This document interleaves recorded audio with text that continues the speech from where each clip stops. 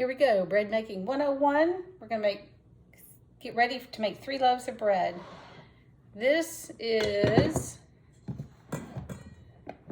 the 1.5 cup size bread bowl, bread pan with the glass lid. Has a full fin. If you have the size with a half fin, it's a 2 cup recipe. In this bowl, I already have 4 cups of flour. I'm gonna make 2, because I have 2 smaller ones. I'm gonna make 2 loaves in here. And in this bowl is a smaller bowl. I have 3 cups of flour to make 1 loaf. So, large loaf, the regular loaf, 3 cups of flour, 1.5 cups of water. Although I usually do the dry ingredients first. So to the flour, we're going to add 1.5 teaspoons of salt,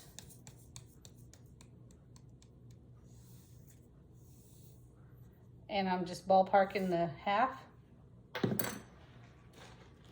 and 1/8 to 1/4 teaspoon of yeast. I usually just go with about 1/4 teaspoon because I don't know how old my yeast is.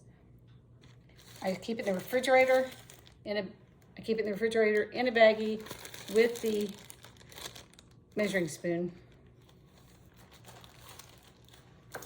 I'm gonna stir that up.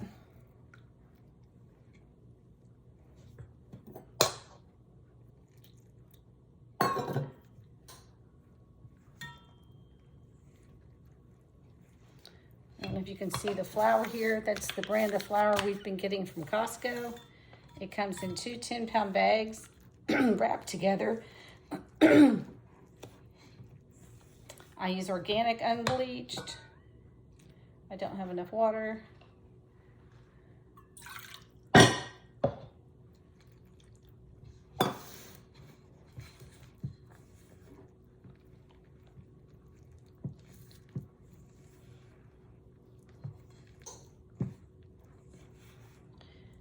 And if you don't have enough water, you just add a little more. After a while, you kind of figure out by feel and look about how much it takes. Let's start with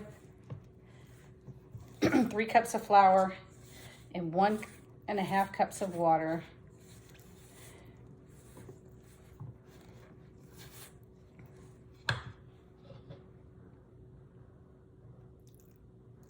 And then add a couple of teaspoons at a time so that you don't get too much. If you get too much, just add a little more flour.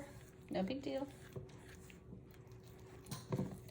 You don't want it really soft. This is taking longer than usual. I think I'm a little bit nervous because of the video.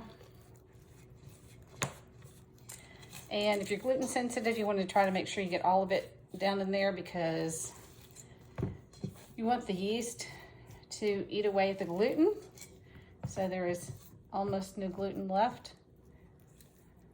So it's not good for celiac, but if you're just gluten sensitive, that's fine. If it's flours in general that's giving you a problem, then you probably don't want to eat any bread. I know someone like that. Okay, use my fingers, scrape that away. So it kind of looks like that. If you have additions, like you want to add chia seeds, cheese, anything else, you can add it at this time. I typically add seeds at this time, but if I'm using cinnamon, I will add the cinnamon at the next day. So once it's stirred like that, you take a natural cloth, like a cotton dish towel, cover it, and set it aside for 18 to 24 hours.